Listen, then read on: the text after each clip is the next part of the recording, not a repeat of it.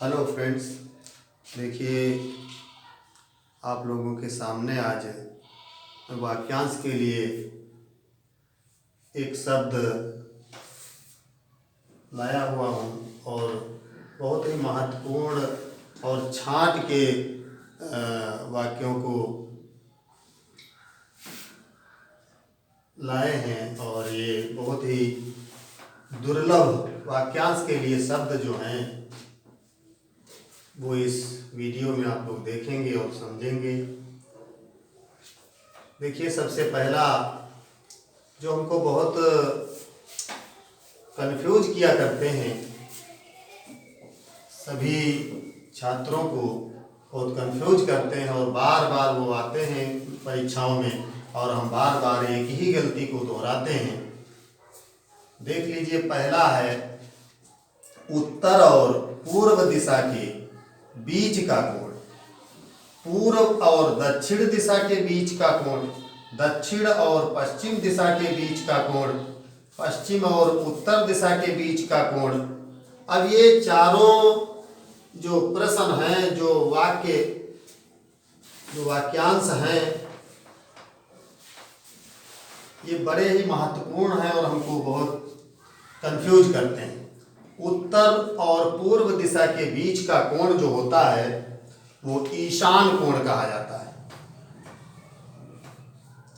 ईशान कोण, इसको ईशान कहते हैं। उसके बाद पूर्व और दक्षिण के दिशा के बीच का जो कोण होता है वो आग्नेय होता है। इसको आग्नेय कहते हैं। आग्नेय। दक्षिण और पश्चिम दिशा के बीच का कोण नैऋत्य होता है। इनमें से जब कोई भी आ जाता है तो हमको कंफ्यूजन में डाल देता है कि कौन किसका होगा। पश्चिम और उत्तर दिशा के बीच का कोण, इसको वायव्य कहते हैं। वायव्य कहा जाता है। उसके बाद कुछ और एक जैसे वाक्य दिए हुए हैं। वह स्त्री जिसका पति परदेश से आ गया हो, वह स्त्री जिसका पति परदेश में से आने वाला हो, वह स्त्री जिसका पति परदेश में हो, वह स्त्री जिसका पति परदेश जाने वाला हो। इसमें देखिए, पहला जो है वह स्त्री जिसका पति प्रदेश में हो, गया हो। प्रदेश से, जिसका पति प्रदेश से आ गया हो। आने वाले के लिए तो हम समझ लेते हैं आगत पतिका कहा जाता है। आगत पतिका। इसमें तो थोड़ा हमारा अंदाजा जो है लग जाता है। आने का मतलब आगत पतिका। उसके बाद वह स्त्री जिसका पति प्रदेश से आने वाला हो।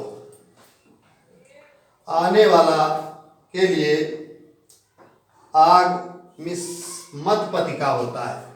आगमिष्मत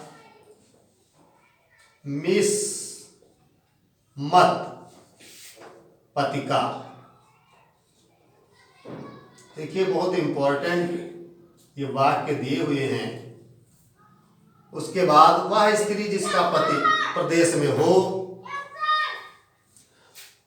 प्रदेश में हो तो उसको कहते हैं प्रोषित पतिका। प्रोषित पतिका। और वह स्त्री जिसका पति परदेश जाने वाला हो, जाने वाले के लिए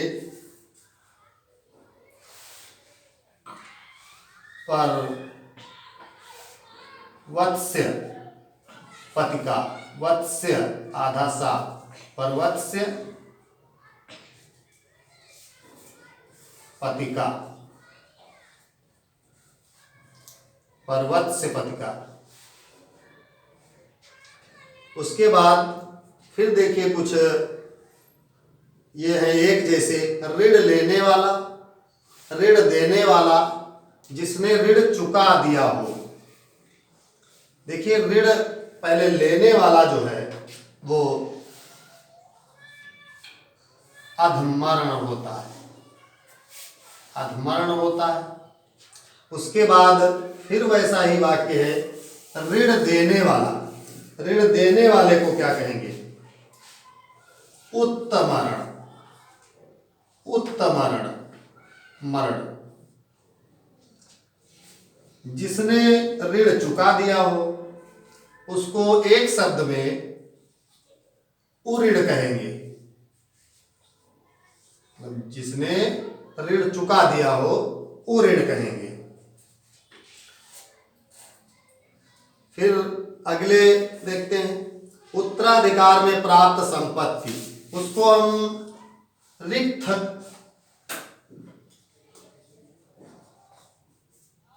रिक्त कहते हैं, रिक्त, रिक्त कहते हैं, रिक्त। वह स्त्री जो सूर्य भी ना देख सके, इसके कई वाक्य बदल के आ जाते हैं। पर्दे में रहने वाली स्त्री, इस हिसाब से वाक्य आ जाता है। जो स्त्री सूर्य भी ना देख सके उसको आसूर्य, आसूर्य, पश्या, आसूर्य, पश्या कहते हैं एक शब्द में। जिसका जन्म उच्च कुल में हुआ हो, जिसका जन्म उच्च कुल में हुआ हो उसको एक शब्द में अभिजात कहते हैं, अभिजात। जीने की इच्छा, मतलब किसी के जीने की इच्छा है अगर, तो उसको जिजीविषा कहेंगे।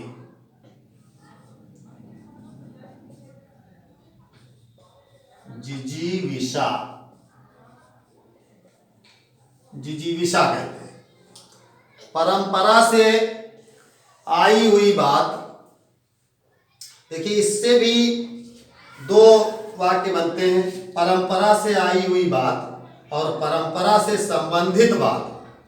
अब इसमें अंतर है, परंपरा से जो आई हुई बात होती है उसको हम परंपरा, परंपरागत, परंपरागत कहते हैं।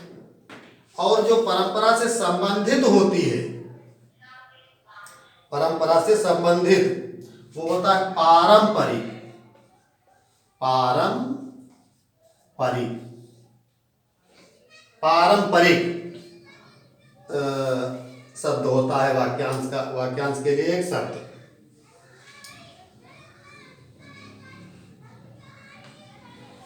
अगले कुछ वाक्य इधर भी दिए हुए हैं। दो मकानों के बीच की गली आंतरिका, उसको कहते हैं आंतरिका, आंतरिका कहते हैं। वैसे तो हम दो मकानों के बीच की गली को गली ही कहते हैं, लेकिन नहीं, वाक्यांश के लिए जब कोई ऐसा वाक्य, ये वाक्य आएगा तो हम उसको आंतरिका कहेंगे। लाभ या सूद ना लेने वाला, लाभ या सूद ना लेने वाला।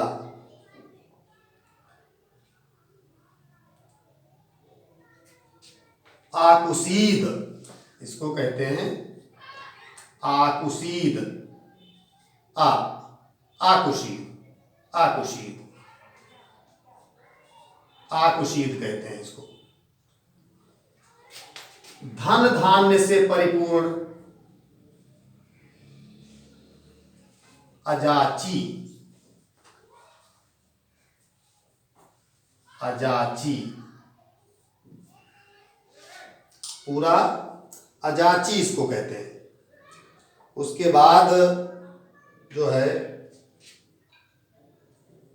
वह अगला है ईर्ष्या, या द्वेष से रहित, मतलब जिसमें जलन, ईर्ष्या, द्वेष ना हो, उसको कहते हैं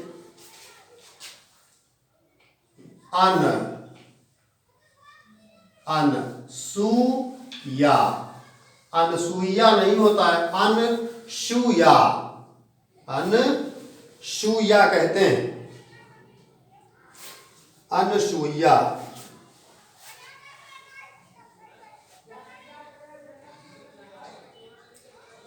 उसके बाद वेद वेदांग पढ़ाने वाला, इसको उपाध्याय कहते हैं, उपाध्याय। एक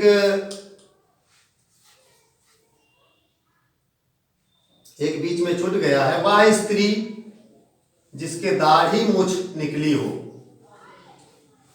बड़ा इंपॉर्टेंट ये प्रश्न है। ऋषभी, क्या कहते हैं? ऋषभी। वह स्त्री जिसके दाढ़ी मूछ निकली हो उसको ऋषभी कहते हैं। और वेद वेदांग पढ़ाने वाला उपाध्याय होता है। समुद्र के पानी से बनाया जाने वाला नमक, मतलब एक तो झीलों के पानी से बनाया जाता है और समुद्र के पानी से भी बनाया जाता है।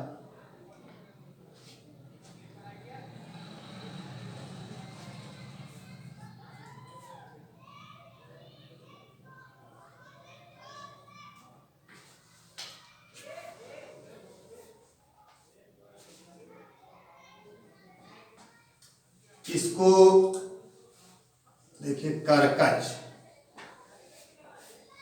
करकच कहते हैं। ये कुछ वाक्यांश के लिए एक शब्द थे जो बहुत ही महत्वपूर्ण थे और बड़ी मेहनत के साथ में इनको इकट्ठा करके और आप लोगों के समझ ये लाए हुए हैं। और इनको सही से आप लोग देख लीजिएगा और इनसे जो भी हमारा डाउट है वो सब समाप्त हो जाएगा और हम वाक्यांश के लिए आरो में 10 प्रश्न आएंगे जिनको हम करने में, इतने में से 2-3 संभवतः जरूर आने वाले हैं और हमारा डाउट्स जो है वो दूर हो जाता है। जहाँ पे हम कंफ्यूज होते हैं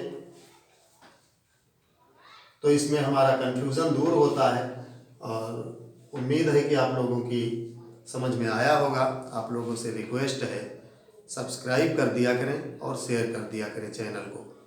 धन्यवाद।